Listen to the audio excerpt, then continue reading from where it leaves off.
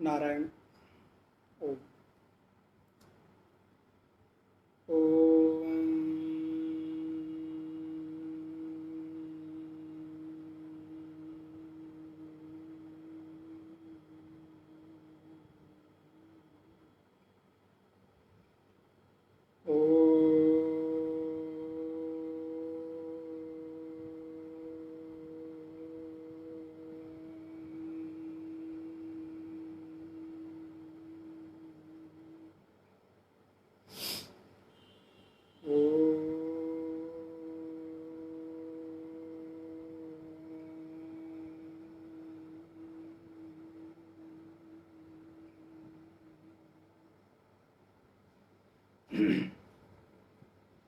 ओम सहनाववतु सहनौ भुनक्तु सह वीर्यं करवावहै तेजस्विनावधीतमस्तु मा विद्विषावहै।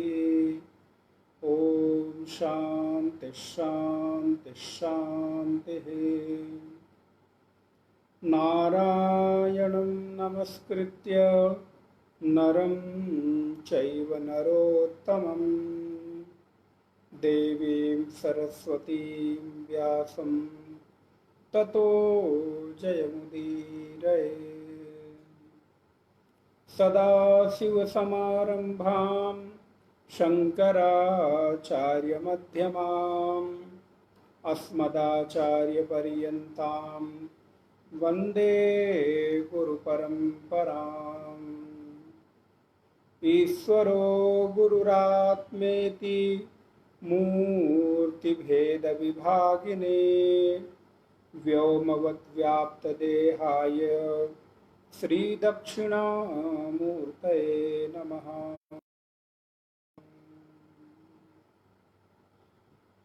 नारायण। विगत 4 दिवस से हम लोग भगवत्पाद श्री हस्तामलकाचार्य भगवान के द्वारा प्रणीत इस हस्तामलकम स्तोत्र को हम देख रहे हैं। आज उस विचार श्रृंखला का विश्राम दिवस, पंचम दिवस, जिसमें हम लोग प्रवेश कर रहे हैं। श्लोक नंबर 11 से आज का विषय प्रारंभ होता है, तो आप सब लोग उस श्लोक को दोहरा सकते हैं, पढ़ सकते हैं। यथा सूर्य एकोऽप्यस्वनेकश्चलासु स्थिरस्वाप्यनन्यः दुभाव्यः स्वरूपः चलासु प्रभिन्नासु धिष्वेक एव स नित्योपलब्धिः स्वरूपोऽहमात्मा स नित्योपलब्धिः स्वरूपोऽहमात्मा। भगवत्पाद आचार्य कहते हैं कि सूर्य जैसे एक है, यथा एकः सूर्यः, सूर्य एक है, किंतु जब वो हिलते हुए पानी में उसका प्रतिबिंब पड़ता है तो उस एक सूर्य में अनेकत्व और चंचलत्व का भास होने लगता है। अर्थात सूर्य चंचल दिखाई देता है और सूर्य में अनेकत्व हो जाता है। एक ही सूर्य नाना रूपों में भाषित होने लगता है।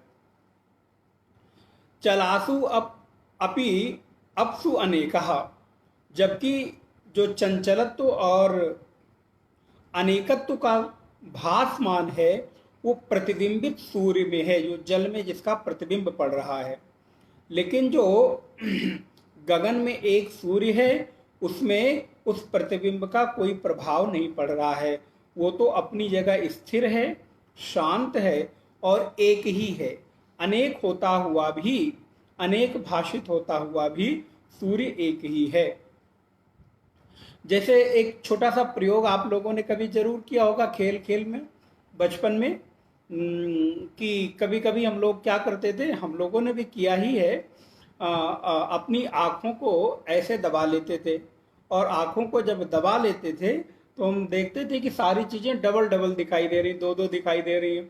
आप अभी भी करके देख सकते हैं, अभी भी दिखाई देगा। आप अभी आंखों को ऐसे करके देखिए, ऐसे थोड़ी सी दबाइए, तो जो मेरा चित्र है, मेरा वीडियो है, वो दो दो दिखाई देने लगेगा। जो चित्र आसपास आपके दिखाई रखे होंगे, जो सामान रखा होगा, जो वस्तुएं रखी होंगी, सब दो दो दिखाई देने लगेंगी। तो क्या हमारे नेत्र के इस विकार के कारण दिखाई देने वाली डबल चीजें, दो वस्तुएं दो हो गई क्या? नहीं हुई। जैसे ही आपने आग को छोड़ा, वो अपनी यथा स्थिति में आई, पुनः जो वस्तु जैसे दिख रही थी वैसे ही दिखने लगी। लेकिन जब आप आग को दबाकर देखते हैं तो वहां पर दो दो चीजें भाषित होने लगती हैं। तो दो भाषित होती हुई भी चीजें वहां पर एक ही हैं। ऐसे ही सूर्य अनेक भाषित होता हुआ भी एक ही है। सूर्य में कभी अनेकत्व और चंचलत्व नहीं आया। लेकिन वास्तव में जो प्रतिबिंबित सूर्य है वो बहुत अधिक दिखाई दे रहे हैं, किंतु उसकी चंचलता और स्थिरता, ये दोनों दिखती हुई भी उस मूल सूर्य में, जो उस सूर्य का, जिस सूर्य का प्रतिबिंब पड़ रहा है, जो बिंब वाला सूर्य है, उस सूर्य में कोई प्रभाव नहीं आता। बोले एवं चलासु प्रभिन्ना सुधीषु, इसी प्रकार उस चेतना का, परम चेतना का अलग अलग अंतःकरण में प्रतिबिंब पड़ने के कारण, अलग अलग बुद्धि में उसका प्रतिबिंब पड़ने के कारण इस आत्मा में भी बहुत ज्यादा अनेकत्व, चंचलत्व और विभिन्नत्व भाषित होता है। अर्थात आत्मा एक होता हुआ भी अनेक भाषित होता है, जिसको उपनिषद कहते हैं एकम सद विप्राह बहुधा वदंती। सत तो एक ही है, लेकिन उसको जानने वाले लोग अलग अलग तरह से अनेक रूपों में उसका वर्णन करते हैं। तो ठीक इसी प्रकार अनेक बुद्धियों की उपाधि के कारण वो आत्म चेतना एक होता हुआ भी अनेक रूपों में भाषित होता है। एक बहुत बढ़िया सा दृष्टांत आप लोग सुना ही होगा आप लोगों ने, लेकिन समझने के लिए बहुत सरल है। जैसे एक स्त्री का विवाह करके जब वो अपने ससुराल में आती है, तो विवाह उसका किसके साथ होता है? उस पुरुष के साथ होता है, उस लड़के के साथ होता है, अर्थात वर का विवाह उस कन्या के साथ हो जाता है। तो कन्या आती किसके लिए है? वर के लिए आती है, परिवार के लिए तो नहीं आती है, माता पिता के लिए नहीं आती, भाई बंधु भगनी के लिए नहीं आती है। तो विवाह करके वो कन्या जब ससुराल में आती है अपने पति के लिए, तो क्या उस कन्या का एक ही संबंध होता है? वो केवल पत्नी ही बन के रह जाती है?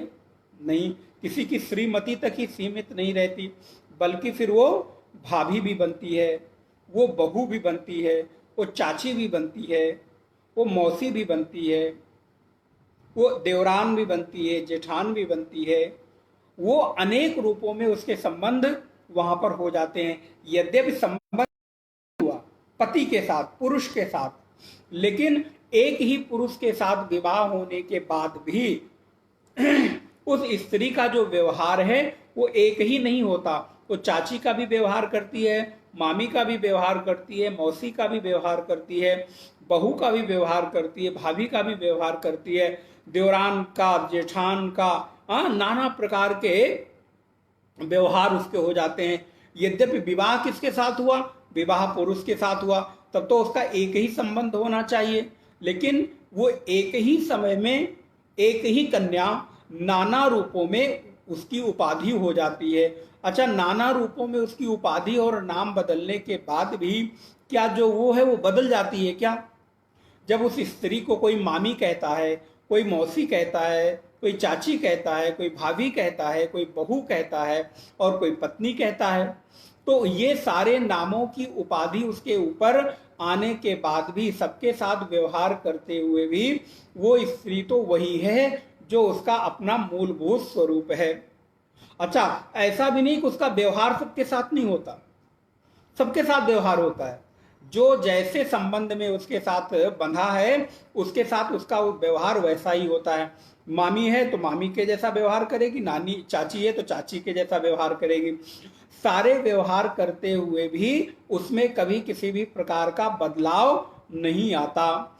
ठीक इसी प्रकार ये आत्म चेतना भी एक होता हुआ अनेक अंतःकरण में भाषित होने के बाद भी, अनेक तरह से व्यवहार करने के बाद भी, कहीं छोटेपन का व्यवहार, कहीं बड़ेपन का व्यवहार, कहीं ज्ञानी का व्यवहार, कहीं अज्ञानी का व्यवहार, कहीं बुद्धिमान का व्यवहार, आदि आदि आत्म चेतना का अलग अलग व्यवहार होते हुए भी उस आत्म चेतना में कोई परिवर्तन नहीं आता।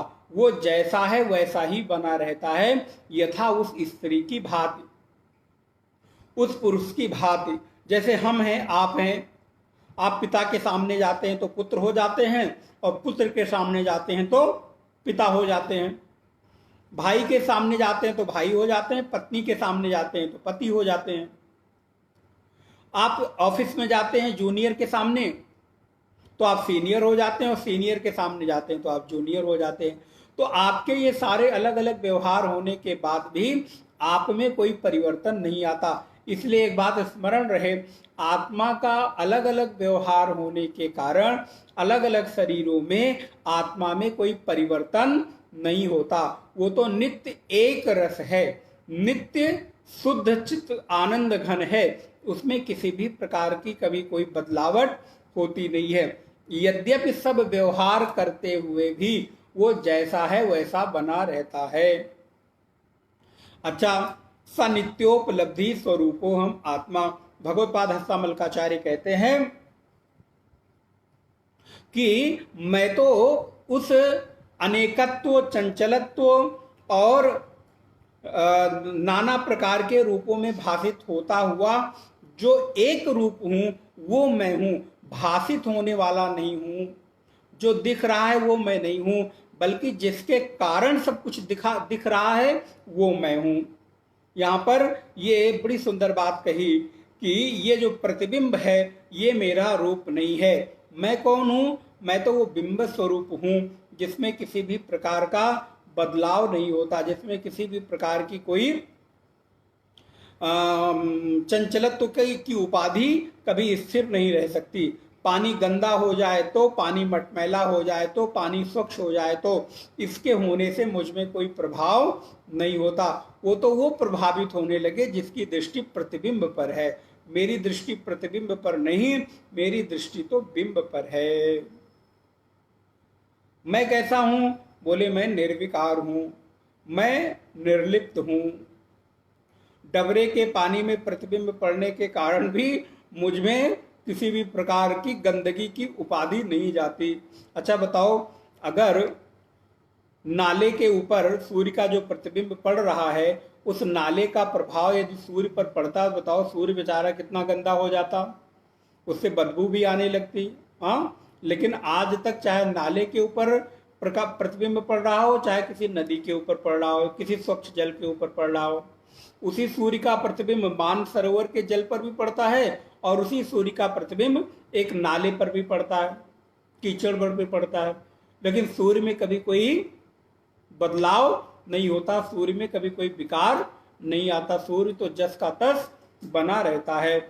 उसी प्रकार आपके भीतर किसी भी प्रकार की उपाधि का धारण कर लेने मात्र से आप में कोई विकार नहीं आता। और यदि ये विकार आता है तो ये आपकी अज्ञानता के कारण आता है, आपके ममत्व के कारण आता है, आपकी भ्रमात्मक बुद्धि के कारण आता है, आपके भीतर जो आसक्ति का बोझ लद गया है उसके कारण आपको अपने में मरणत्व की, अपने में मरने की, जीने की, छोटे की, बड़े होने की भावना आती है। वैसे तो आप अजर अमर अविनाशी हो, आप में किसी भी प्रकार की कोई गति संभव नहीं है। तो ईसावास्य उपनिषद की भगवती श्रुति कहती है वो आत्म तत्व कैसा है? बोले वो एक है। वो कैसा है? बोले वो कबीर है, कवि है। कबीर मनीषी परिभू स्वयं भू याथा तथ्य तो अर्थान व्यदधात। ये कैसा है? बोले ये तो बिल्कुल नित्य शुद्ध बुद्ध मुक्त स्वरूप है। ये किसी भी प्रकार के मल से, किसी भी प्रकार की उपाधि से उपहित नहीं होता है अजन्मा होने के कारण। अच्छा, अब आज अजन्मा होते हुए भी मेरे भीतर कितने भी प्रकार के मरने की जो भावना है भीतर दबी पड़ी रहती है। कितना हमारे भीतर वो एक डर बना हुआ है। क्यों बना हुआ है? बोले चूंकि आपने अपने अपने मूल स्वरूप को नहीं जाना, अपने यथार्थ स्वरूप को नहीं जाना। तो यथार्थ स्वरूप को ना जानने के कारण प्रत्येक व्यक्ति मोहित होता रहता है। अब जैसे आप मान लो, वो छोटी सी कथा को स्मरण करो, जो शेर का बच्चा भेड़ियों के झुंड में चला गया तो वो क्या समझने लगा अपने आप को? बोले अपने आप को भेड़िया समझने लगा। अब एक दिन शेर की दृष्टि पड़ी, बोले ये तो मेरे जैसा दिखने वाला आदमी, शकल वाला, ये इस भेड़ियों के झुंड में क्या कर रहा है? उसने बड़ी जोर से आवाज लगाई, तू भेड़ियों की झुंड में नहीं तो शेरों की झुंड में रहने वाला, तू इधर आ जा। अब वो डर के मारा भागा। अब वो पीछे पीछे किया। अब शेर के आगे कहाँ वो बच सकता था? शेर ने दौड़ लगाई जोर की और पकड़ के उस भेड़िए को, जिस शेर के बच्चे ने अपने आप को भेड़िया समझ रखा था, उसकी गर्दन पकड़ी और गर्दन पकड़ के जोर से चाटा लगाया। बोला तू क्या है? तू भेड़िया समझ रखा अपने आप को? तू भेड़िया नहीं, तू तो शेर है। अब महाराज वो मानने को तैयार नहीं। उसने कहा तू मानेगा नहीं क्योंकि तू अभी अपने आप को जानता नहीं, चल तेरे को दिखाता हूं। फिर क्या किया? बोले एक कुएं में ले गया और कुएं में ले जाकर उसके चेहरे को पानी की परछाई में दिखाया, जोर से दहाड़ लगाई और वैसी ही प्रतिध्वनि कुएं से बाहर निकली। फिर उसको भी कहा तू भी दहाड़ लगा, तू भी बोल। तो पहले तो बोले तो भेड़ियों की तरह मिमियाना शुरू करे। फिर हमें लगता है जोर से फिर एक चाटा लगाया होगा उस शेर ने उस भेड़िए को, जोर से वेल तू बोल, तू दहाड़, तू शेर का बच्चा है। फिर जब उसने दहाड़ा तो उधर से वैसी ध्वनि आई। फिर शेर ने कहा तू गलती से भेड़ियों के झुंड में चला गया था, खुद को भेड़िया समझने लगा था, तू असल में भेड़िया नहीं, तू तो शेर है। तो वो मान गया, हाँ हाँ मैं तो शेर हूं। और उसी दिन से उसके भीतर शेर का भाव आ गया। वो विराट मानने लगा, खुद को ताकतवर मानने लगा, खुद को शक्तिशाली मानने लगा। जो अभी शेर को देखकर भागता था, अब वो स्वयं ऐसा बन गया कि उसको देखकर सारे भेड़िए भागने शुरू कर दिए। ये क्या है? ये हमारी आपकी कथा है। हमने भी शेर के बच्चे होते हुए, अमृत के बच्चे होते हुए, अमृत स्वरूप होते हुए, सच्चित आनंद रूप होते हुए अपने आप को हम अजर, अविनाशी, अमर होते हुए भी स्वयं को मरने वाला मान बैठे हैं। क्यों? क्योंकि संसारी लोगों के भेड़ियों के झुंड में हम आ गए और पैदा होते ही ये संसार के लोगों ने हमको मरने वाला, जीने वाला, सुखी दुखी मानने वाला, अंतःकरण वाला, इंद्रिय मन बुद्धि वाला, चित्त अहंकार वाला, देह वाला, मन वाला, हाँ इस जाति वाला, इस कुल वाला, इस धर्म वाला, मैं अमुक हूं, मैं अमुक हूं, इस बात को हमारे ऊपर आरोपित करना शुरू कर दिया कि नहीं नहीं तुम ये हो, तुम ये हो। और हमने भी क्या किया? बोले हमने भी मानना शुरू कर दिया, हाँ हाँ सही बात है, मैं तो ये हूं, ये हूं। फिर एक दिन कभी आपके भीतर वो भाव जागृत हुआ और किसी सदगुरु की दृष्टि जब आपके ऊपर पड़ी, जैसे भगवत्पाद आदि गुरु भगवान शंकराचार्य की दृष्टि हस्तामलकाचार्य भगवान के ऊपर पड़ी, तो उन्होंने उससे पूछा तुम कौन हो, तुम कहाँ से आए हो, तुम्हारा गंतव्य क्या है? तब बरबस अपने भीतर के उस भाव को उस बालक ने बोलना शुरू कर दिया कि अरे गुरुदेव, मैं ये मरने जीने वाला नहीं। जो मेरे माता पिता, पहले दिन वाली कहानी याद रखिएगा, माता पिता बड़े परेशान थे कि बालक बोलता नहीं, ये बालक कोई प्रतिक्रिया नहीं करता। उसने कहा ये संसार के लोगों ने मुझको भेड़िया समझ लिया था, असल में मैं भेड़िया नहीं हूँ। आज आपने मुझे दृष्टि दिखा दी, आज आपने मुझे वो ज्ञान का चक्षु खोल दिया जिसके कारण मैं ये कह सकता हूँ सनित्योपलब्धि स्वरूपो हम आत्मा। मुझ में कभी किसी भी प्रकार का विकार नहीं आता और ये आने वाला विकार मेरा नहीं, ये तो देह का विकार है। देह के विकारी होने से आत्मा कभी विकारी नहीं होता। देह में किसी भी प्रकार की कमी होने से आत्मा में किसी भी प्रकार की कोई कमी नहीं होती, क्योंकि आत्मा तो नित्य तृप्त स्वरूप है, नित्य आनंद स्वरूप है। आत्मा में किसी भी प्रकार का कोई अन्य धर्म आरोपित नहीं हो सकता। आत्मा का रंग ऐसा है जिसके ऊपर अन्य किसी का रंग चढ़ नहीं सकता। लेकिन यह है कि अगर आत्म तत्व का रंग एक बार चढ़ जाए तो संसार के लोग आपको अपना नहीं मानते। संसार के लोग उसको कहते हैं ये तो अब बेकार हो गया। आप जैसे ही किसी दिन घर में अपने छोटा बच्चा अगर थोड़ा समझदार हो जाए और धीरे धीरे अध्यात्म की ओर झुकाव होने लगे, पूजा पाठ करने लगे, तो महाराज माता पिता रोकते हैं कहीं मेरा बेटा साधु न बन जाए। अभी तुम्हारी उम्र है पूजा करने की, अभी तुम्हारी उम्र है, अरे अभी खेलो खाओ कूदो पियो मौज करो। क्यों? क्योंकि अगर ये कहीं अपने आप को भेड़ियों के झुंड से शेर का बच्चा समझकर हमारे हाथ से निकल गया, तब तो महाराज बड़ी दुर्गति हो जाएगी। अब आप सोचो, ये है भेड़ के झुंड, और भेड़ के झुंड भरे पड़े हैं, वो अपने बीच से निकलने नहीं देना चाहते उस शेर के बच्चे को। लेकिन आप और हम कौन हैं? बोले आप और हम शेर के बच्चे हैं, जिसमें किसी भी प्रकार का कोई डर नहीं है। ये आत्मा तो अभय रूप है जो आपके भीतर व्याप्त है। लेकिन हमारी मूढ़ता के कारण, हमारी अज्ञानता के कारण, हमारे साधना में कमी आने के कारण हम अपने आप को मरने वाला, अपने आप को जन्म लेने वाला, अपने आप को सीमित मानता हूं। यद्यपि हमारा ये जो स्वरूप है वो कभी भी किसी भी प्रकार के बंधन में आने वाला नहीं है। जब भगवान शंकराचार्य हस्तामलकाचार्य के इस भाव को सुनते हैं, उसको सुनकर उनको बड़ा आनंद आता है। सच है, अगर किसी गुरु का शिष्य उस ज्ञान के धरातल पर अवस्थित होकर अपने आप को उस रूप में पाता है तो गुरु का भी मन बड़ी प्रसन्नता के साथ मोदित होने लगता है, मुदित हो जाता है, वो आनंद निमग्न हो जाता है और अधिक उस शिष्य के बारे में जानने की, उसकी मन की भावना को समझने की इच्छा प्रकट होती है। तो भगवत्पाद शंकराचार्य भगवान मानो न इशारों में हस्तामलकाचार्य को कहते हैं, और तुम क्या कहना चाहते हो, और तुम्हारा अपना स्वरूप क्या है, उसका विस्तार करो। तो हस्तामलकाचार्य श्लोक नंबर 12 में बड़ी सुंदर बात कहते हैं। ये श्लोक बहुत फेमस है, बहुत कोट करते हैं, हम लोग भी काफ़ी इस श्लोक को बोलते हैं। तो आप इसको देखिए, बहुत ही सुंदर इसमें भाव अभिव्यक्त किया गया है। श्लोक नंबर 12, घनक्षन्न दृष्टिर घनक्षन्न मर्कम यथा निष्प्रभम मन्यते चाति मूढ़ः तथा बद्धवद्भाति यो मूढ़दृष्टे स नित्योपलब्धिः स्वरूपोऽहमात्मा।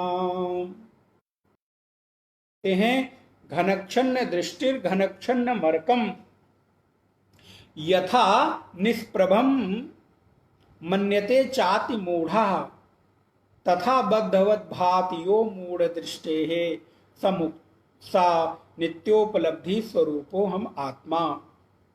बोले जैसे किसी दिन घना बादल हो जाए, बदली का मौसम हो जाए, ठंडियों में आप अक्सर ऐसा देखते हैं, जब घना कोहरा हो जाता है, बदली हो जाता है, कुछ भी दिखाई नहीं देता। लोग कहते हैं महाराज आज इतना बादल है, इतना कुहासा है, इतना घना कोहरा है कि अपने हाथ से दूसरा हाथ नहीं दिखाई दे रहा है। तो क्या होता है, आप कमरे के बाहर निकले और बाहर निकलकर आपने देखा अरे बड़ा कुहासा चारों तरफ दिख रहा है, सूर्य भगवान आज निकले नहीं हैं। पहली प्रतिक्रिया क्या होती है, देखो देखो आज सूर्य तो निकले ही नहीं हैं। अब कौन इस बुद्धिमान आदमी को समझाए, हम बुद्धिमान कह रहे हैं, लेकिन यहाँ पर हस्तामलकाचार्य भगवान कहते हैं यथा निष्प्रभम मन्यते चाति मूढ़ः। ये जो मूढ़ व्यक्ति है, अब मूढ़ को थोड़ा और हिंदी कर दिया जाए तो मूर्ख कहा जाए, ये जो मूर्ख व्यक्ति है ये क्या कहता है, ये कहता है देखो आज सूर्य निष्प्रभ हो गया है। सूर्य की वो जो चमक है, सूर्य की जो वो तेजस्विता है आज भाषित नहीं हो रही है, दिखाई नहीं दे रही है। बोले क्यों? क्योंकि बादलों ने, कुहासे ने सूर्य को ढक लिया है। अब भैया कौन समझाए कि बादलों में इतनी सामर्थ्य नहीं है, कुहासे में इतनी औकात नहीं है कि वो सूर्य, प्रचंड सूर्य को ढक सके। ढका किसको है? बोले असल में आपकी अज्ञानता ने आपको ढक लिया है। आपका जो नेत्र है, आपकी जो आंखें हैं, वो ढक गई हैं। इस वजह से आज आपको सूर्य निष्प्रभ दिखाई दे रहा है। कुहासे में, कोहरे में इतनी सामर्थ्य नहीं कि वो सूर्य को ढक सके। तथा बद्धवत भात यो मूढ़ दृष्टि है। जैसे बाहर मूर्ख लोग, मूढ़ दृष्टि वाले लोग सूर्य को ढका हुआ कहते हैं, यद्यपि वो ढका हुआ कहना भी सूर्य के प्रकाश में ही संभव है। आप ध्यान दीजिएगा, सूर्य के प्रकाश में ही सूर्य के ऊपर कोहरे ने ढक लिया है, ये आरोप लगा रहे हैं। यदि सूर्य न निकला होता तो अभी तक घर में छुप के बैठे होते, कहीं कमरे में दुब के बैठे होते, वो बाहर निकलने की सामर्थ्य भी ना करते। जब सूर्य निकला, प्रातः काल हुई, तो ही ये कह रहे हैं कि देखो आज सूर्य निकला ही नहीं है। कितनी उल्टी बात है। उसी सूर्य को जो हमको प्रकाश दे रहा है, मेरे जीवन की शुरुआत कर रहा है, जिसके निकलने के बाद हमने अपनी दिनचर्या शुरू की, आज उसी सूर्य को हम क्या कह रहे हैं कि देखो देखो आज सूर्य तो निकले नहीं है। ये क्या है? बोले ये अज्ञानता नहीं तो और क्या है।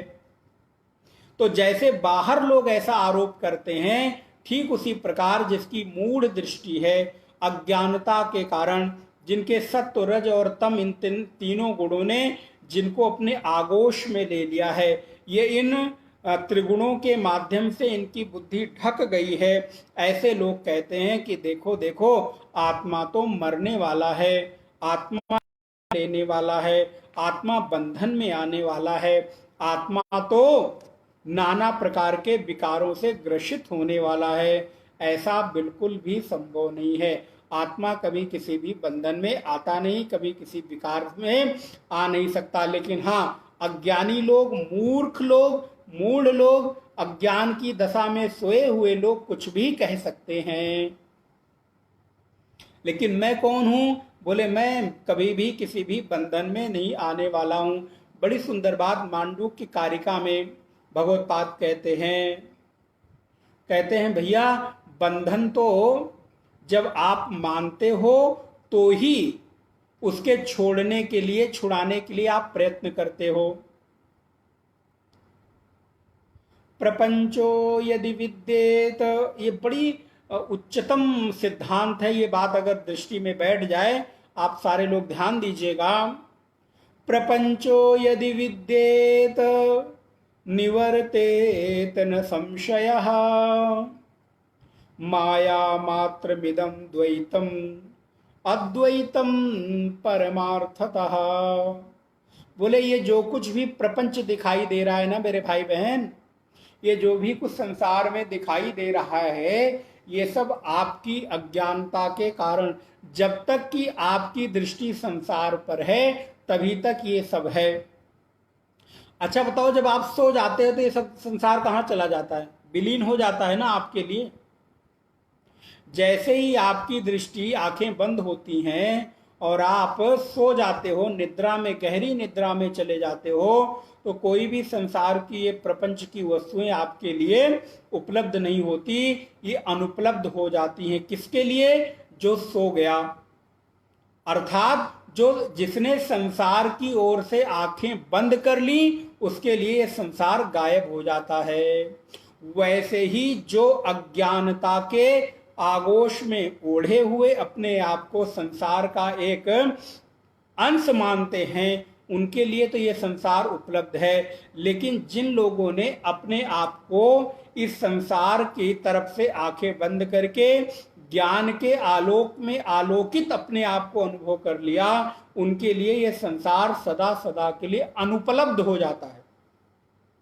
ध्यान रहे, दोनों दो अलग चीजें हैं। नष्ट होना और अनुपलब्ध होना दोनों में अंतर है। मैं नष्ट होना नहीं कह रहा हूं, मैं अनुपलब्ध होना कह रहा हूं। जैसे जो व्यक्ति सो गया उसके लिए संसार नष्ट नहीं हुआ, बल्कि अनुपलब्ध हो गया, अब उसके लिए उपलब्ध नहीं है। और जैसे आंखें खोलेगा वैसे की वैसे फिर सारी चीजें आपको वैसे मिल जाएंगी। जो जहां चीज आप रख के सोए होगे कमरे में वहीं मिलेगा। कब? जब आप आंख खोलोगे तब। तो जितनी देर आपकी आंखें बंद रही उतनी देर आपके लिए संसार की चीजें अनुपलब्ध रही, नष्ट नहीं हुई। अगर नष्ट हो गई होती तो मिलती नहीं, बस आपकी आंखों से ओझल हो गई। और जब आप आंख खोलते हो तो फिर आपको मिल जाती है। वैसे ही अज्ञानी के लिए यह संसार उपलब्ध रहता है और ज्ञानी के लिए यह संसार अनुपलब्ध हो जाता है। उसके लिए संसार होता हुआ भी संसार की उपलब्धता, उसके सुख दुख, उसकी लाभ हानि, उसके अनुकूलता प्रतिकूलता, उसके व्यवहार उसके लिए उपलब्ध नहीं होते।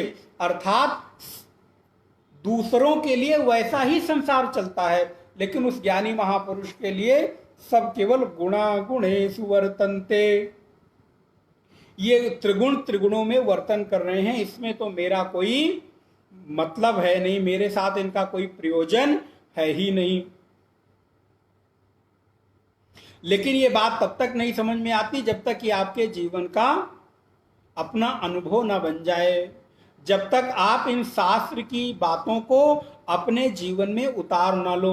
नहीं तो जब तक आप इन शास्त्र की बातों को केवल शास्त्र तक ही सीमित रहने दोगे तब तक आपको कोई लाभ न मिलेगा। ये शास्त्र आपके अपने अनुभव का विषय बन जाएं, फिर मेरे भाई ये आपके लिए शास्त्र भी एक सामान्य ज्ञान के जैसा ही बनकर रह जाएगा। फिर इनकी भी कोई उपयोगिता नहीं रहेगी। कब तक है इनकी उपयोगिता? जब तक कि आप उस अवस्था तक नहीं पहुंच जाते।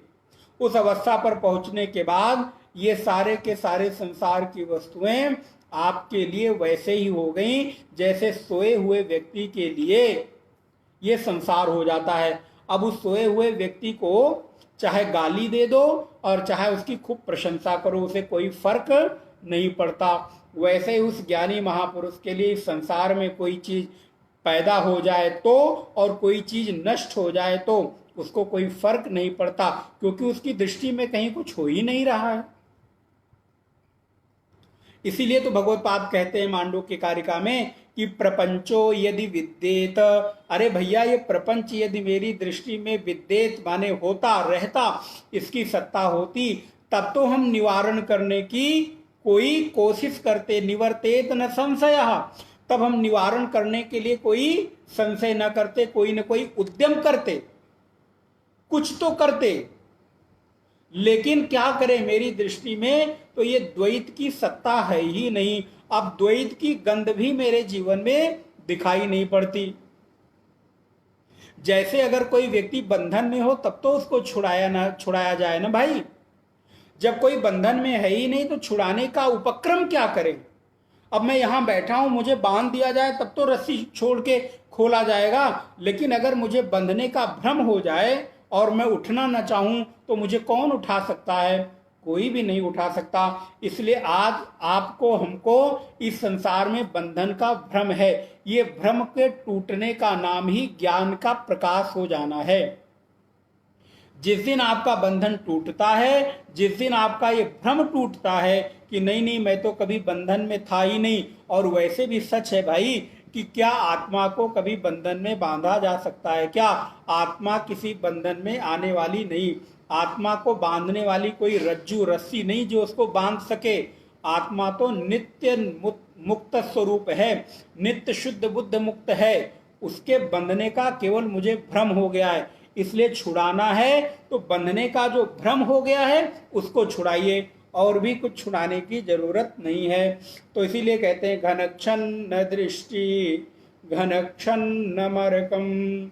जैसे घने बादल को देखकर सूर्य आज नहीं निकला है, ये मूर्ख लोग कहते हैं, मूढ़ दृष्टि वाले लोग कहते हैं, वैसे ही आत्मा बंधन में है। आत्मा अजर अमर नहीं है, अविनाशी नहीं है, वो जन्म मरण करने वाला है। वो कौन लोग कहते हैं? जो लोग बंधन में बंधे हैं, जो लोग त्रिगुणों में बंधे हुए, सत्व रज और तम के बंधन से जो अभी तक मुक्त नहीं हो पाए हैं, वो लोग अपने आप को बंधन में मानते हुए और आत्मा को छुड़ाने का उद्यम करते हैं। आत्मा तो सदा ही मुक्त स्वरूप है। यहाँ पर श्रीमद् भागवत ने बड़ी सुंदर एक बात कही, बद्धो मुक्त इति व्याख्या गुणतो में न वस्तुतः परस्य माया मूलत्वात् न मे मोक्षो न बंधनम। कहते हैं बद्धता और मुक्तता, बंधन और मुक्ति, ये तो त्रिगुणात्मक माया का खेल है। त्रिगुणात्मक माया के कारण बंधन और मुक्ति होगी, ये मैं मानता हूं।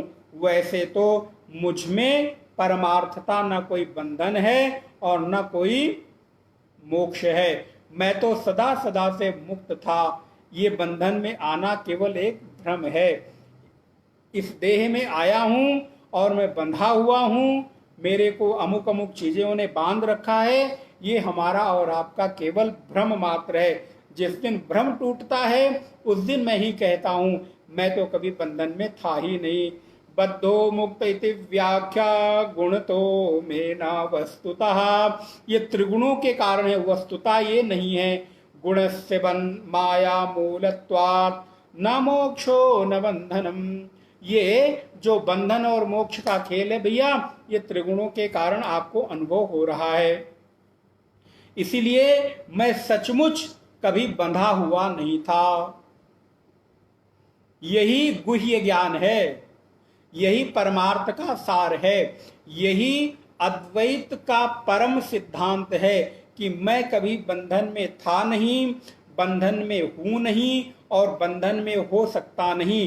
प्रपंच माया में इतनी औकात नहीं है, इस त्रिगुणों में इतनी सामर्थ्य नहीं है कि वो मुझे नित्य शुद्ध बुद्ध मुक्त स्वरूप आत्मा को बंधन में बांध सके। इसने तो केवल अपने खेल में मुझको उलझा रखा है। उस प्रपंच ने केवल मुझे अज्ञानता के कारण ये बता रखा है कि तुम बंधे हुए हो भैया, इसी में उलझे रहो, खोलने। अब जब कोई गांठ हो तब तो खुले ना। आत्मा में क्या कभी कोई गांठ पड़ सकती है? क्या कोई बंधन आ सकता है? ना ना, आत्मा में कभी कोई बंधन है ही नहीं। इसलिए बंधन को अस्वीकार, ये लाइन याद रखिएगा, बंधन को अस्वीकार कर देना ही मुक्ति है। बंधन को ना मानना ही बंधन से छूटने का उपाय है, क्योंकि परमार्थता कोई बंधन है ही नहीं। आप तो भैया बिल्कुल शुद्ध हो, नित्य हो, अजन्मा हो, अमर हो, अविनाशी हो, वो एक आत्मा हो जो सर्वव्यापक है। इसीलिए अपने आप को बंधन में मानकर अपनी अज्ञानता का परिचय मत दो।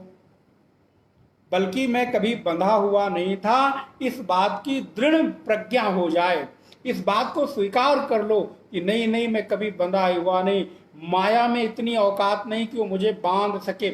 ये दृढ़ प्रज्ञा कर लीजिए। वेदांत की मुक्ति इसी बात को स्वीकार करती है कि मैं कभी बंधन में था ही नहीं। जितना हो सके उतने जोर से अपने आप को इस भाव में प्रतिष्ठित कर दो कि इस बंधन, इस माया में, इस प्रकृति में, इस त्रिगुणों में इतनी सामर्थ्य नहीं कि वो मुझ अजन्मा अविनाशी अमर नित्य शुद्ध बुद्ध आत्मा को बांध सके। मैं तो उन्मुक्त गगन में उड़ने वाला आत्म तत्व हूं। बस देह की उपाधि को धारण कर लेने के कारण मैं अपने आप को बंधन युक्त मानता हूं, यद्यपि मैं बंधन मुक्त हूं। जिस दिन ये त्रिगुण हमारे भीतर से समाप्त होंगे, साधना के द्वारा, जब तब व्रत नियम उपवास के द्वारा, गुरु शुश्रूषा के द्वारा, भगवत सेवा और प्रार्थना और अभ्यर्चना के द्वारा, जिस दिन यम नियम प्रति श्रद्धा समाधान के द्वारा, यम नियम आसन प्राणायाम प्रत्याहार धारणा ध्यान समाधि के द्वारा आपके भीतर उस ज्ञान का प्रकाश आलोकित होगा, उस दिन आप ये बरबस कह बैठोगे, हाँ सच में मैं बंधन में नहीं था। जो आज हम कह रहे हैं वो आपकी अनुभूति बनेगी कि हाँ मैं सच में बंधन में नहीं था। वो बंधन में पड़ा होना ये मेरी अज्ञानता थी, ये मेरी मूर्खता थी। मैं तो झूठ मूठ का बंधन मान लिया था। वो कहानी आपको याद होगी, ऊँटों की कथा, एक बड़ी सुंदर शास्त्रों में कथा आती है। एक यात्री 10 ऊँटों को लेकर जा रहा था यात्रा पर। अब उसमें उसने 9 ऊँटों की तो रस्सी ली, 10वें ऊँट की रस्सी भूल गया। रात को विश्राम के लिए जहां रुका वहां पर एक साधु की कुटिया थी। तो 9 ऊँटों को तो बांध दिया और निश्चिंत हो गया, लेकिन एक ऊँट को बांधे कैसे, क्योंकि रस्सी नहीं। महात्मा के पास जाकर पूछा, महात्मा आपके पास कोई रस्सी है क्या, बांधना है मुझे। महात्मा ने बड़ा उत्तर दिया, भैया यहाँ तो छुड़ाने का काम होता है, मुक्ति का काम होता है, यहाँ बांधने का काम नहीं होता, इसलिए हम लोग रस्सी नहीं रखते। अरे जहां पर बंधन से मुक्ति करने का कार्य हो वहां रस्सी का क्या, लेकिन बताओ तुम्हारी समस्या क्या है, उसका समाधान किया जाएगा। तो उस व्यापारी ने कहा कि हमारा एक ऊँट है, हम उसकी रस्सी लाना भूल गए और कहीं रात को ये उठ के भाग न जाए, इस वजह से उसको बांधने के लिए एक रस्सी चाहिए। महात्मा ने कहा रोज क्या करते थे, बोले रोज उसको हम घर पे रस्सी से बांध देते थे और रात भर निश्चिंत रहते थे। बोले जाओ जैसे घर पे रोज उसको बांधते थे आज भी उसको बांध दो। बोले महात्माओं की बुद्धि बड़ी उल्टी होती है। अरे मैं कह रहा हूं कि रस्सी है नहीं, वो आप कह रहे हो बांध दो। बोले जैसा मैं कह रहा हूं वैसा करो। क्या करूं, बोले जैसे बांधते थे जाकर झूठ मूठ से रस्सी को रस्सी से बांधने का नाटक करो। अब उस बेचारे के पास कोई उपाय तो था नहीं, उसने बात मान ली, गया और उस ऊँट के सिर के ऊपर से रस्सी को जैसे घर पे उतारता था उतारा, खींचा और खींचकर बांधने का झूठ मूठ नाटक किया और जाकर सो गया। लेकिन आकर बोला महाराज मैंने काम तो कर दिया, यदि मेरा ऊँट भागा तो दंड आपको देना पड़ेगा। महात्मा ने कहा बताओ, इसको उपाय भी बताया, अब ऊपर से हमको ऐसा भी कह रहा है। खैर कोई बात नहीं, सुबह हुई, उठा, उसने 9 ऊँटों की रस्सी खोला और 10वें ऊँट की रस्सी खोला ही नहीं। अब वो महाराज ऊँट उठे ही ना, उसको खूब थपथपाया, खूब उठाने की कोशिश की, उठे ही ना, उठे ही ना। अब क्या हुआ, महाराज के पास पहुंचे, बोले आपने कोई जादू टोना कर दिया, आपने क्या कर दिया, मेरा ऊँट तो उठता ही नहीं है, क्या होगा। बोले अरे भले आदमी, तूने उसको रात को बांधा था, तूने उसको खोला। बोले खोलूं क्या, क्योंकि बांधा ही नहीं। बोले झूठ मूठ का बांधा था, तो अब क्या बंधन खोलूं, क्योंकि वो तो कोई गांठ है ही नहीं, कोई बंधन है ही नहीं वहां पे। तो महात्मा ने कहा भाई जैसे तूने झूठ मूठ का बांधा था जाके वैसे ही झूठ मूठ का बंधन खोल दे। और उस व्यापारी ने वैसा ही किया, जाकर वो वैसे ही गार्ड खोला, रस्सी को उसके गले में लपेटने का नाटक किया और जैसे रोज थपथपाई देकर उसको उठाता था वैसे पीठ पे एक थाप दी, वो महाराज उठ खड़ा हुआ। बड़ा चमत्कार हुआ, महात्मा के पास आए, ये क्या हुआ। बोले ये असल में हमारे आपके जीवन की कथा है, हम भी अपने इन 10 इंद्रियों से बंधे हैं। ध्यान दीजिएगा, इन 10 इंद्रियों से बंधे हैं, 5 ज्ञानेंद्रियों, 5 कर्मेंद्रियों से। तो कई बार हम अपने प्रत्येक इंद्रियों को संयमित कर लेते हैं, खाने में संयम कर लेते हैं, देखने में संयम कर लेते हैं, सुनने में संयम कर लेते हैं, लेकिन महाराज एक ये जो मन रूपी इंद्रिय है इस पर संयम नहीं हो पाता। तो महात्माओं के पास जाते हैं, बोले बताओ महाराज मन को नियंत्रित कैसे करें, मन को कैसे संयम करें, मन को कैसे साधे, इसकी चंचलता का निराकरण करिए, ये बहुत चंचल हो गया है और ये चंचल मन आपके चरणों की प्रीति कर नहीं पाता। भगवत ध्यान के लिए बैठता है तो नाना प्रकार के चिंतन आते हैं। ये मन बड़ा चंचल है, कैसे तेरा भजन करूं, ये मन बड़ा चंचल है, कैसे तेरा भजन करूं, जितना इसे समझाऊं, जितना इसे समझाऊं, उतना ही मचल जाए, उतना ही मचल जाए। ये मन बड़ा चंचल है, भगवान कुछ उपाय बताओ। तो गुरुदेव कहते हैं, अरे तेरे मन की ये जो चंचलता है झूठ मूठ की है। संसार का चिंतन करने के कारण तेरे मन की चंचलता बढ़ती जा रही। तू एक काम कर, इस संसार से अपना संबंध झूठ मूठ का मान ले। ये संसार कभी तेरा था नहीं, ये संसार कभी तेरा हो नहीं सकता। इस झूठे से बंधन को तू स्वीकार कर ले कि ये तेरे कभी है नहीं। और परिणाम होगा, जैसे ही संसार के सारे झूठ मूठ के बंधन से आप अपने आप को उन्मुक्त करोगे, उधर से आंखें मोड़ोगे, बंद करोगे, वैसे ही धीरे धीरे आपकी मन की चंचलता समाप्त हो जाएगी। वो ध्यान रखिएगा, संसार तभी तक उपलब्ध है जब तक आपकी आंखें खुली हैं। आंखें बंद होते ही सब कुछ गायब हो जाता है। वैसे ही संसार तभी तक आपका है जब तक आप संसार की ओर टकटकी लगाकर देखते हो, जब तक उसको आप अपना मानते हो। एक बार जरा उनसे दूरी बनाकर देखो, थोड़े दिनों में सब भूल जाते हैं। मुलाकातें जरूरी हैं संबंध को बचाए रखने के लिए, लेकिन अगर आप मुलाकातें बंद कर दो तो धीरे धीरे महाराज ये संसार के लोग सब भूल जाते हैं। कोई व्यक्ति था, याद भी नहीं रहता। आप सोच कर देखो, बचपन से लेके अभी तक कितने लोग आपको मिले? क्या सारे लोग अभी तक आपके साथ हैं? कुछ साल पहले जिनके बिना जीवन की कल्पना नहीं थी, जिनके बिना आप जीवन में सब सोचते थे कि मैं मर जाऊंगा, रह नहीं पाऊंगा, आज वही लोग आपको कभी याद भी नहीं आते। आप भी याद नहीं करते, वो भी नहीं याद करते। कब? बोले अब महाराज उनकी याद भी नहीं आती। किसकी? बोले जिसके बिना रात की नींद, जिसको बात किए बिना चैन नहीं पड़ता था, जिसके कारण हमारे जीवन में एक एक पल, एक एक क्षण उनकी याद बनी रहती थी। अब इतने साल बीत गए, उनकी याद ही नहीं आती। यही है संसार। आप जब तक किसी को अपना मानते हो तब तक ही आपके वो गहरे संबंध रहते हैं, घने संबंध रहते हैं। जिस दिन आप उनकी तरफ से अपने आप को मोड़ लेते हो, वही संबंध आपके लिए निरर्थक सिद्ध हो जाते हैं। आप विचार करके देखिएगा मेरे भाई बहन, ये बिल्कुल सत्यता है संबंधों की। जब तक आप उनको अपना अपना अपना करोगे तब तक तो हैं, और जिस दिन आपने छोड़ दिया उस दिन कोई मतलब नहीं। और जब तक आप उनको अपना मानते रहोगे, मन की चंचलता बढ़ती रहेगी।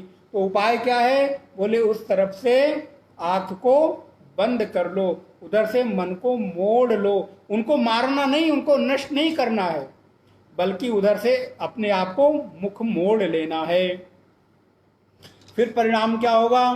फिर आचार्य कहते हैं, उसको मानते ही मैं अपने आप को अनुभव करूंगा कि मैं असंगो हम, मैं असंग हूं, मेरे साथ कभी किसी का संग हो नहीं सकता।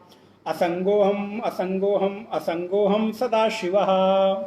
मैं असंग हूं, मैं असंग हूं, मैं तो सदा शिव रूप हूं, मुझ में कभी किसी भी प्रकार का संग हो ही नहीं सकता। श्लोक नंबर 13 में भगवत्पाद कहते हैं, समस्ते सुवस्तु अनुसूतमेकम समस्तानि वस्तूनि यन्स्पृशन्ति वियद्वत् सदा शुद्धमक्षस्वरूपम् स नित्योपलब्धिः स्वरूपो हमात्मा। समस्तेषु वस्तुषु अनुसूतमेकं समस्तानि वस्तूनि यन् स्पृशन्ति वियद्वत् सदा शुद्धमक्षस्वरूपम्। मैं कौन हूं? बोले मैं तो इस चराचर जगत में व्याप्त एक सत्ता हूं। समस्तेषु वस्तु अनुसूत एकम, सभी वस्तुओं में अनुसूत माने गया हुआ, व्याप्त मैं एक सद वस्तु हूं, सद सत्ता हूं। समस्तानि वस्तूनि न स्पृशन्ति, सभी वस्तुओं में गया तो हूं लेकिन कोई वस्तु मुझसे स्पर्श नहीं करती, अर्थात किसी वस्तु के साथ मेरा कोई संबंध नहीं है। कैसे? बोले आकाश की भांति। जैसे आकाश सब में अनुस्यूत है, आकाश सब में है लेकिन आकाश किसी में नहीं है। सब आकाश में है और आकाश सब में है, लेकिन सब में होता हुआ भी आकाश कभी किसी से संबंध नहीं रखता, आकाश कभी किसी से प्रभावित नहीं होता। किसी वस्तु के गंदे होने से आकाश गंदा नहीं होता, किसी वस्तु के निर्मल होने से आकाश की निर्मलता में कोई प्रभाव नहीं आता। बोले वैसे ही असंग मैं आकाश की भांति असंग हूं, सब में हूं, सब में गया हुआ हूं, लेकिन सब में गया हुआ होने के बाद भी किसी के साथ मेरा कोई संबंध नहीं है। मैं कैसा हूं? बोले वियद्वत सदा शुद्धम अक्षर स्वरूपम, मैं वही नित्य शुद्ध बुद्ध मुक्त आत्मा हूं जो सब में होता हुआ भी किसी में नहीं है। बोले महाराज कितनी उल्टी बात करते ना, सब में हूं भी और किसी में हूं भी नहीं, एक ही बात तो हो या तो नहीं हो। बोले नहीं, असल में बात ही ऐसी है, सब में हूं भी और सब में नहीं भी हूं, होता हुआ भी मेरी कोई सत्ता किसी से प्रभावित नहीं होती, वो तो निर्लिप्त रहती है, नित्य है, निर्मल है, संग रहित है, असंग है, परिपूर्ण है, एकमेव है और वो कभी किसी से प्रभावित नहीं होती। आकाश की भांति शुद्ध है, निर्मल है। आकाश में जैसे धूल मिट्टी कभी दिखाई तो देते हैं, लेकिन कभी भी धूल मिट्टी आकाश को गंदा नहीं कर सकते। कितनी भी हवा क्यों ना चले, कितनी भी आंधी तूफान क्यों ना आए, लेकिन आकाश को कभी मैला नहीं कर सकती। वैसे ही कितने भी बंधन में क्यों ना आप अपने आप को अनुभव करो, आत्मा कभी भी बंधन में नहीं आ सकती। आपके बंधन में अनुभव होने के बाद भी आत्मा कभी भी बंधन में नहीं है, क्योंकि आत्मा को कभी कोई बांध सकता नहीं है। आत्मा तो सदा बंधन मुक्त है। 14 नंबर के श्लोक में भगवत्पाद कहते हैं, जो इस ग्रंथ का अंतिम श्लोक है और जहाँ पर भगवान विष्णु की आराधना करके, स्मरण करके इस ग्रंथ को पूर्ण करते हैं। कहते हैं उपाद्यौ यथा भेदता सन्मणीनाम तथा भेदता बुद्धि भेदेषु तेपि यथा चंद्रिकाणां जले चंचलत्वं तथा चंचलत्वं तवापीह विष्णोः। हे विष्णु उपाद्यौ यथा भेदता सन्मणीनाम, जिस प्रकार स्फटिक मणि के ऊपर नाना प्रकार के रंगों के भेद उड़ा देने से स्फटिक उसी रंग की भाषित होने लगती है। जैसे कोई स्फटिक मणि हो, आप देखते होंगे तो उस स्फटिक मणि के ऊपर लाल रंग रख दो तो लाल, पीला रख दो तो पीला, नीला रख दो तो नीला, हरा रख दो तो हरा, काला रख दो तो काला दिखाई देने लगता है। क्यों? अपना कोई रंग नहीं है, तो सारे रंग उसके हैं और कोई रंग उसका नहीं है ना? कितनी अच्छी बात। स्फटिक के कोई रंग नहीं है और सारे रंग उसके हैं। ऐसे ही आत्मा सब में गया है और किसी में नहीं है। आत्मा सबका है, सब लोग उसको अपना मानते हैं, लेकिन मानते हुए भी सारे के सारे वस्तुओं से, सारी की सारी परिस्थितियों से भी वो अलग रहता है, वो कभी किसी से प्रभावित नहीं होता। प्रभावित होता हुआ भी, अनुभव में आता हुआ भी आत्मा कभी किसी से प्रभावित नहीं होता। तथा भेदता बुद्धि भेदेषु तेपि, जैसे स्फटिक मणि के ऊपर जैसा रंग डाल दो वैसा दिखाई देता है, वैसे ही बुद्धि भेद के कारण आत्मा भी कभी छोटा, कभी बड़ा, कभी मोटा, कभी पतला, कभी काला, कभी नीला, कभी पीला, कभी हरा। महाराज कभी अच्छा कभी बुरा, एक ही समय में हम एक व्यक्ति को कभी अच्छा मान लेते हैं, कभी बुरा मान लेते हैं, है ना? हमारी बुद्धि का कमाल देखो, ये बुद्धि भी महाराज कमाल करती है। एक ही पल में हम जिसको अच्छा मानते हैं, दूसरे ही पल हम उसी व्यक्ति को उसी व्यक्ति को ऐसा मानने लगते हैं जैसा कि कभी हम उसको जानते भी ना थे। ये बुद्धि का कमाल कैसा है, आप विचार करके देखिए। ये है, अभी लाल मान रहा था, अगले क्षण पीला मानने लगा, अगले क्षण नीला, अगले क्षण हरा मानने लगा। क्यों? बुद्धि के भेद के कारण नाना प्रकार के भेद उस आत्मा में हमको दिखाई देने लगते हैं। ये बड़ा कमाल का आदमी है, इस जगत में आदमी बड़ा कमाल का है, इसको समझा नहीं जा सकता। क्यों? क्योंकि बड़े भेद है ना। शास्त्र कहते हैं तथा भेदता बुद्धि भेदे सुतेपि ही यथा चंद्रिकाणाम जले चंचलत्वम। जैसे चंद्रमा की किरणें अलग अलग पात्रों में पड़ने के कारण कभी चंचलत्व की कभी अनेकत्व का भास कराती हैं, तथा चंचलत्वम तवापि ही विष्णु, हे विष्णु उसी प्रकार तुम, हे विष्णु इसी प्रकार तुम एक होते हुए अद्वितीय होते हुए भी तुम भी अनेक प्रकार की बुद्धियों में भाषित होते हुए कभी चंचल भाषित होते हो, कभी स्थिर भाषित होते हो, कभी छोटे कभी बड़े। नाना प्रकार की बुद्धि भेद के कारण नाना प्रकार का आपका उपलब्धि बनता है। तथा यह तो अभी चंचलत्वम, आप में भी जो कभी चंचल है नहीं, निर्गुण है, निराकार है, सर्वव्यापक है, जो अद्वितीय है, स्थाणु है। गीता में भगवान कहते हैं ये आत्मा स्थाणु है, बिल्कुल स्थिर रहने वाला है, कहीं आने जाने वाला नहीं है। उसमें भी चंचलता मालूम पड़ती है, उसमें भी अनेकत्व मालूम पड़ता है। अद्वितीय होता हुआ भी बहुत सारे रूपों में भाषित होता है। क्यों? बोले बुद्धि भेद के कारण। जैसे चंद्रमा की किरणें अनेक अनेक पात्रों में भरे होने के कारण अनेक अनेक रूपों में दिखाई देती है। जैसे स्फटिक मणि अनेक अनेक रंगों को स्पर्श पाकर अनेक अनेक रंग भाषित होती है, ठीक उसी प्रकार ये आत्म तत्व भी अनेक अनेक अंतःकरणों में अनेक अनेक बुद्धियों के कारण अनेक अनेक इसके रूप रंग दिखाई देते हैं, आकार दिखाई देते हैं। यद्यपि उसमें कोई आकार है ही नहीं, वो तो एक अद्वितीय है, अंतःकरण से रहित है, सत्व रज तम तीनों गुणों से कभी प्रभावित होने वाला नहीं है। वो चैतन्य रूप है, वो सर्वव्यापक है, निरुपाधिक है, निर्गुण है, निराकार है, निर्विकार है, सभी धर्मों से रहित है, देश काल वस्तु से परिच्छिन्न रहित है, अनादि है, अनंत है, शुद्ध है, पूर्ण है, अखंड है, सच्चिदानंद है, अद्वितीय है, एकमेवा द्वितीयम सत। उसमें नानात्व है नहीं, लेकिन नानात्व की अनुभूति व्यक्ति को होती रहती है। किसके कारण?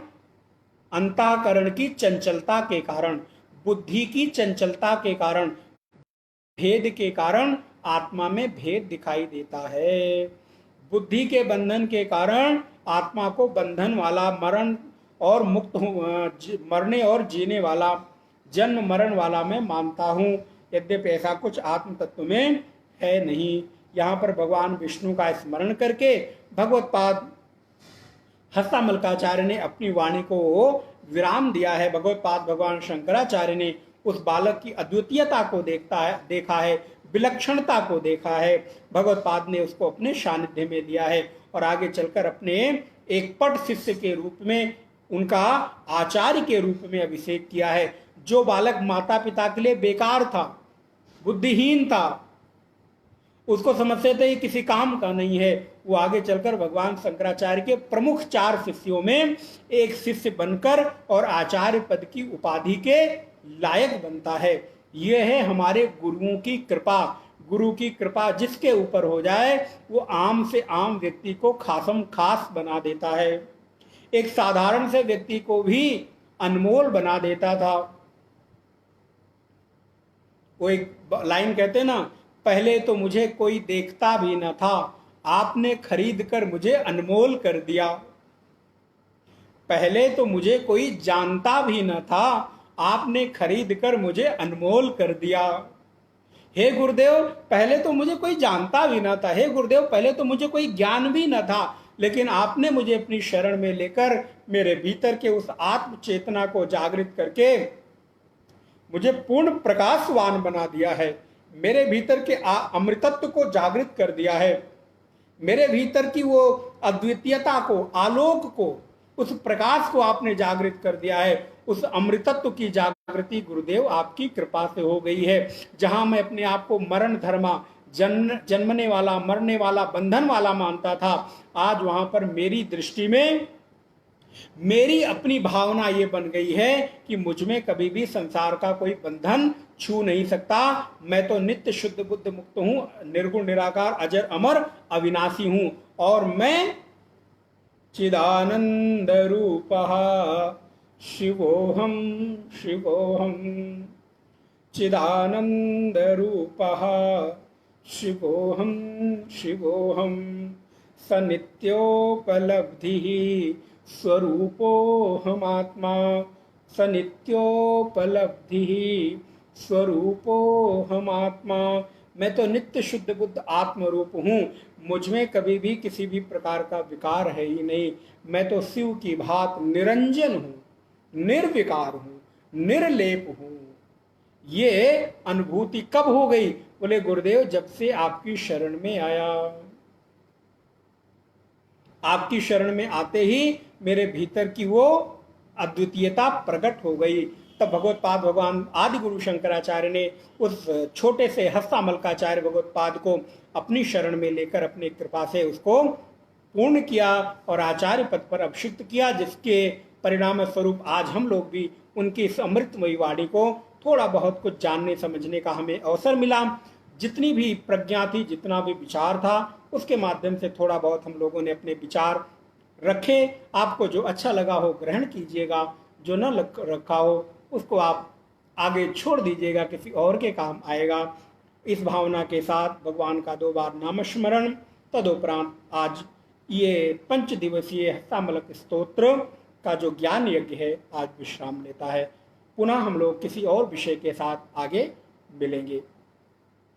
ओम नमः शिवाय, ओम नमः शिवाय, ओम नमः शिवाय, ओम नमः शिवाय, ओम नमः शिवाय, ओम नमः शिवाय, ओम नमः शिवाय, ओम नमः शिवाय, ओम नमः शिवाय, ओम नमः शिवाय, ओम नमः शिवाय, ओम नमः शिवाय, ओम नमः शिवाय, ओम नमः शिवाय, ओम नमः शिवाय, ओम नमः शिवाय, ओम नमः शिवाय, ओम नमः शिवाय।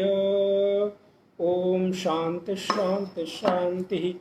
नियमानुसार ग्रंथ पूरा करते हम लोग प्रथम श्लोक को पढ़ते हैं, क्योंकि एक ग्रंथ पूरा कभी नहीं हुआ, बस केवल हम लोगों ने समय की आबद्धता में इसको विश्राम दिया है। कस्त्वं शिशो कस्य कुतोऽसि गन्ता, किं नाम ते त्वं कुत आगतोऽसि, एतन्मयोक्तं वद चार्भकत्वं, मत्प्रीतये प्रीतिविवर्धनोऽसि। नाहं मनुष्यो न च देवयक्षो, न ब्राह्मणा क्षत्रियवैश्यशूद्राः, न ब्रह्मचारी न गृही वनस्थो, भिक्षुर्न चाहं निजबोधरूपः, भिक्षुर्न चाहं निजबोधरूपः। हे भगवान सदाशिव, आपकी कृपा से हम लोगों की भी ये अनुभूति बने और सनित्योपलब्धि स्वरूपो हम आत्मा की यात्रा में हम भी अपने आप को पूर्ण रूप से प्रतिष्ठित कर पाएं। इस मंगल कामना के साथ आप सभी भक्तों के प्रति मंगल कामना करता हुआ आप अपने जीवन के परम चरम लक्ष्य की प्राप्ति को सहजता से किंतु शीघ्रता से प्राप्त करें, क्योंकि समय बहुत कम है मेरे प्यारे। समय बहुत जल्दी से फिसलता चला जा रहा है, हाथ से निकलता चला जा रहा है। ये समय हमारे हाथ से निकल जाए उससे पहले मैं अपने जीवन के उस परम चरम लक्ष्य की प्राप्ति कर सकूं, जिसको पाने के लिए इस जीवन का मुझे सुअवसर प्राप्त हुआ है। इस मंगल भाव के साथ ओम पूर्णमदः पूर्णमिदं पूर्णात् पूर्णमुदच्यते पूर्णस्य पूर्णमादाय पूर्णमेवावशिष्यते। ओम शांति शांति शांति। हरि ओम। श्री गुरुभ्यो नमः। हरि ओम। ओम। आप सभी लोगों का बहुत बहुत आभार, धन्यवाद। नारायण।